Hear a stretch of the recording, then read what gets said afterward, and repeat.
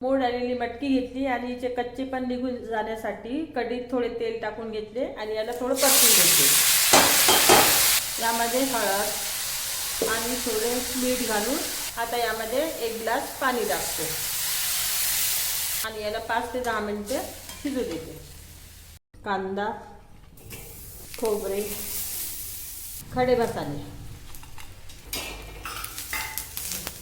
जिरे आणि जाडसर वाटलेले धने पावडर आहे ते। त्याचबरोबर यामध्ये टोमॅटो, कोथिंबीरच्या काड्या, ते पण सर्व आपण एकत्र दळून घेणार आहोत। तेल घालते कढईत। आता यामध्ये हा दळलेला मसाला वाटण घालते।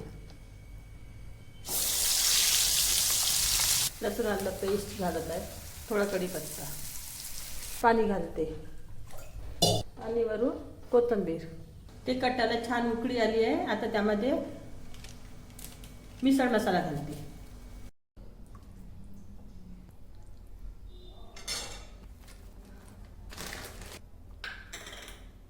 मिसळ पाव तयार आहे। आवडल्यास नक्की ट्राय करा।